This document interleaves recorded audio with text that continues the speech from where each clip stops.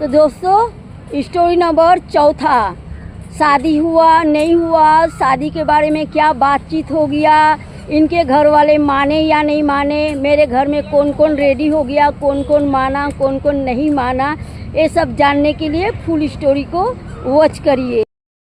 अस्सलाम वालेकुम दोस्तों, आप सब कैसे हैं? उम्मीद करती हूँ आप सब अच्छा ही रहेंगे और बहुत खुश भी रहेंगे। तो आज स्टोरी का चौथा पार्ट है। तो कहाँ से मैंने बंद की थी कि उनका फ़ोन आया था मतलब अजान से आधा घंटा पहले। तो उनसे फिर मेरा क्या बात हो गई, उन्होंने बोलने लगे कि मुझे यहाँ पर छोड़ कर चले गए, मुझे आपसे बात करना था, आप मुझे लेने आओ। तो मैं बोली अभी अजान होने दो, अजान हो जाएगा, थोड़ा उजाला उजाला हो जाएगा तो मैं आती हूँ लेने के लिए। फिर उजाला हो गया, जरा पब्लिक वगैरह चलने लगा तो आ गई माँ के घर पे। आने के बाद देखी माँ उठ गई है, नाश्ता वगैरह बना रही। फिर हम लोग बातें करते रह गए। नाश्ता बनने के बाद हम लोग नाश्ता वगैरह कर लिए। करने के बाद फिर मैंने अपने घर में आई तो एजाज यानी बबलू, जो मेरा चचेरा भाई मतलब मेरे से 4 साल के छोटे, फिर हम लोग साथ में आए। फिर वो बातें करने लगे, मैं तो आपके बुलाने पे आया हूँ, आपके साथ मुझे टाइम स्पेंड करना है, आपके साथ रहना है।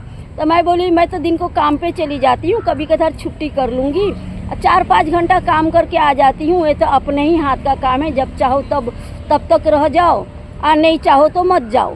तो बात करते रहेंगे हम। रात को तो ऐसे भी हम सो जाते, और आप बोलते हो कि रात को मैं यहाँ पे रहूँगा। तो मैं इतना दिन से अकेले रहते आई हूँ। सबको मालूम है कि मेरे शौहर नहीं है, मेरे हस्बैंड नहीं है, मैं हूँ और मेरे बेटी। फिर आपको देख के लोग सवाल करेंगे और फिर मेरे को लोगों का सवाल की जवाब देने पड़ेगा, बहुत तरह की सवाल होगा। तो क्या फ़र्क पड़ता, आप माँ के पास रहो रात को, फिर तो दिन भर हम साथ में रहेंगे। तो इस तरह से बोले ठीक है, सही बोल रहे हो। तो फिर हम ऐसे साथ में रहते थे, बातें करते थे। कभी कभी मेरे घर पे मतलब आ जाते थे रात को, तो हम लोग ऐसे जगते थे 12 बजे 1 बजे रात तक बातें करते थे। फिर वो सोने के लिए चले जाते थे। तो जब हम बातें करते थे तो थोड़ा अजब तरह से बातें करते थे, थोड़ा अलग लगता था बातें करने के लिए। तो मेरे को समझ में आ रहा था कि कुछ अलग टोन में बातें जा रहा, तो मैं अनकेयर करती थी। तो फिर एक दिन बात क्लियर सामने आया। फिर उन्होंने डायरेक्ट बोल रहे हैं कि मुझे आपसे शादी करना है। तो मैं बोली आपकी दिमाग वगैरह ख़राब है, आपका दिमाग काम नहीं कर रहा? तो बोलने लगे क्यों? मैं बोली आप मेरे बहन से प्यार करते हो, सबको लगता है, और ये तो मुझे भी लगता है। तो बोले नहीं। बोले फिर आप उसका इतना केयर कर रहे थे, इतना? तो बोले बहन है, एक भाई के हिसाब से कर ही सकता हूँ, मैं उसको शादी की नीयत से नहीं देखा। और जो लोग सोचते हैं मेरे मम्मी पापा, आपके मम्मी पापा, वो गलत सोचते हैं। मैं बोली सब लोग मेरे को चिल्लाएंगे, बोलेंगे कि ये क्या हो गया, और मैं नहीं चाहती आपके साथ शादी करना, क्योंकि मैं आपसे 4 साल की बड़ी हूँ। और मेरे हाथ पैर देखे हो, मेरे हाथ पैर में क्या तकलीफ़ है, कैसे है, क्या है। तो बोलने लगे शादी के बाद अगर मुझे हो जाता तो क्या करते आप, मुझे छोड़कर चले जाते क्या? तो मैं बोली नहीं, शादी की बात अलग है, मेरा तो पहले ही से ही है, आप तो देख रहे हैं। तो बोले नहीं ऐसा कुछ नहीं, मुझे तो शादी करना ही पड़ेगा, आपके बहन से करूं या आपसे करूं या कहीं और करूं। तो मैं आपका एक बच्ची है, आपकी ऐसी हालत है, आपको कौन करेगा? उसे तो कोई भी कर लेगा, उसका तो कहीं भी हो जाएगा, और मैं उसे इस नियत से नहीं देखा हूँ। इस तरह से बातें करने लगे। तो फिर मैं बोली नहीं, ये नहीं हो सकता, ये मुमकिन नहीं है, आपके घर वाले कभी नहीं मानेंगे। आप अपने दोस्त यार के सामने मुझे लेकर कैसे खड़ा हो जाओगे? दोस्त यार आपका क्या बोलेगा? तो बोलने लगे आपको मेरे दोस्त यार के साथ शादी करना है या मेरे मम्मी पापा के साथ शादी करना है या मेरे साथ? किसके साथ? मैं रखूँगा या मेरे मम्मी पापा रखेंगे? मैं बोली फिर भी आप उनसे पूछ लो, उनसे बातें कर लो क्या कर रहे हैं और क्या बोल रहे हैं वो लोग, और मेरी मम्मी पापा को मैं बोलूँगी। तो मेरे बोलने से पहले मेरी बहन, नाम नहीं लूँगी, कोई एक बहन है जो घर पे आई और वो नहा रहे थे टॉवेल पहन के। तो आ गई, आने के बाद मतलब इंसान के हो जाता है ना, शक हो जाता है इंसान की चाल चलन पे, बातचीत पे। तो जाके मम्मी को जाके बोली, मम्मी को बोली तो सब लोग मेरी वो जिस बहन से शादी होने वाला था, जो मेरे घर वाले सोचते थे, होने वाला नहीं था, सोचते थे, ख्वाबों ख्यालों में सोचते थे कि शादी होगा। तो उन लोग को जब मेरे बहन जाके बताई, जो बहन मेरे घर पे आई जिसको शक हो गया, तो मेरी माँ का थोड़ा सा मूड ऑफ हो गया और उन लोग ने मेरे बहन को चिल्लाने लगे कि वो आया है तो उससे बातचीत नहीं करते हो, हाँ उसको छोड़ देते हो, वो दिन भर वहीं पे जाके पड़ा रहता है। ये सब बातें मेरे किसी एक बहन ने सुनी, नाम नहीं बताऊंगी। वो बहन ने मुझे आके बोली, बाजी बाजी, वो बाजी को ना सब लोग घर पे चिल्ला रहे हैं ऐसे ऐसे। मैंने सुनी तो फिर मैं मेरे मम्मी को बुलाई कि क्या हुआ मम्मी, अगर बबलू यहाँ पर आते हैं, बातचीत करते हैं, तो आप लोग इस तरह से चिल्ला रहे हो। तो मेरे मम्मी बोली कि मुझे लग रहा कि तेरा उसका कुछ है। मैं बोली मम्मी आपको लगता है कि मेरा कुछ रहेगा? अब वो सामने वाला इंसान मुझे बोल रहा है तो मैं इस बारे में आपसे बात करने वाली थी। तो बोले हम लोग को लगता था कि नाम नहीं बताऊंगी उसका, नहीं तो वो भी झगड़ा करेगी कि उसके साथ शादी करेगा वो। तो मैं बोली मैं इस बारे में पूछ चुकी हूँ, मैं पूछी हूँ, सवाल की हूँ। तो इन्होंने बोल रहे कि मैं इस नज़रिए से नहीं देखा, तो आप ही बात कर लो। फिर मेरे मम्मी ने बोली तो बोलते चच्ची मैंने उसको इस नज़र से नहीं देखा, आप लोग क्यों नहीं समझते हो कि ये भी आपकी बेटी है, वो भी आपकी बेटी है, इसकी पैर में तकलीफ़ है, इसकी एक बच्ची है, इसके हाथ में तकलीफ़ है, ये कितने तकलीफ़ से रहती है, काम पे जाएगी तो खाएगी, नहीं जाएगी तो नहीं खाएगी। आप लोगों के भी तो ऐसे हालात नहीं है कि आप लोग इसे बैठा के खिलाएंगे, कितने दिन खिलाएंगे? तो मुझे तो शादी करके किसी ना किसी को लाना है, खिलाना ही है। तो मेरे खून खानदान है, मैं क्यों नहीं इसको कर लूँ? मेरे सगी बहन तो नहीं है, चचेरी बहन है।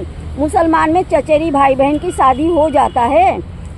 इस तरह से बातें किए तो मेरे मम्मी बोली ठीक है आप अपने मम्मी पापा से बात करो। तो बोले ठीक है मैं अभी जा रहा हूँ, जाके मैं अपने मम्मी पापा से बात करूँगा। ऐसे बातें हो गया। फिर 2-3 दिन के बाद वो कोलकाता चले गए। तो कोलकाता जाने से पहले एजाज यानी बबलू मुझे सैमसंग का मोबाइल दिला गए। अनलिमिटेड कॉल चालू था, उसमें रिचार्ज करा के देकर गए। तो जाते जाते उनके साथ बात हो रहा था। जब वो घर पे पहुंच गए फिर भी बात होता था।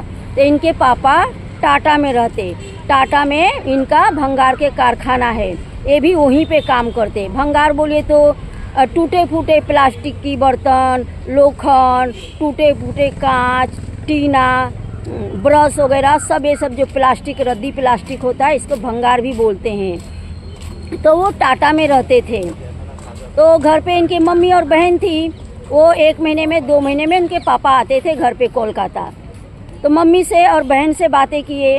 बातें करने के बाद मम्मी भी मानने के लिए तैयार नहीं है, बहन भी मानने के लिए तैयार नहीं है। बोले नहीं उसके हाथ पैर ऐसे हैं वैसे हैं, मैं उनको अच्छा बहू लेकर आऊँगी, लड़कियों के लाइन लगा हुआ है। तो इन्होंने समझाए कि मुझे भी पता है लड़कियों का लाइन लगा हुआ है, लेकिन वो हमारा खून खानदान है, तकलीफ़ में है, तो मैं उससे कर लूँगा तो और अच्छा रहेगा, बुरा क्या रहेगा, आप लोग को क्या तकलीफ़ होगा, सब कुछ वो कर सकती है तो आप लोग को भी करेगी। बोले नहीं हम नहीं करेंगे, तू वहाँ पे अगर शादी करेगा तो हम अपना जान दे देंगे। बहन भी वही बोल रही है, उनके माँ भी वही बोल रही है, यानी मेरे चाची जिसे हम मझली अम्मी बोलते हैं और वो सबनम मेरी बहन। तो इस तरह से बातें किए, बहुत बातें होता था, बहुत झगड़ा होता था, कोई मानने के लिए तैयार नहीं। लास्ट में यही डिसीजन हुआ कि जिसे मरना है वो मर जाए, जिसे जीना है वो जी जाए। मुझे तो जीना है और अपने पसंद से ज़िंदगी काटना है। इस तरह से बोल के वहाँ से झगड़ा ख़त्म हो गया। फिर 1.5-2 महीना हो गया तो बोले कि मैं एक बार वहाँ पे आऊँगा, आके चाची से बात करूँगा, 15 दिन के बाद आऊँगा। मैं बोली नहीं, आज ही आना है आपको, आज ही आना है, तुरंत आना है, वो भी प्लेन पकड़ के आना है। उन्होंने आ गए, प्लेन पकड़ के घर पे आ गए। आने के बाद मेरे मम्मी से, मेरे पापा से, सबसे बातें किए। मेरे घर में भी कोई मानने के लिए तैयार नहीं था, रेडी नहीं था, कोई नहीं चाहता था कि मेरे से शादी हो जाए। सिर्फ मेरी माँ चाहती थी कि मेरे साथ हो जाए।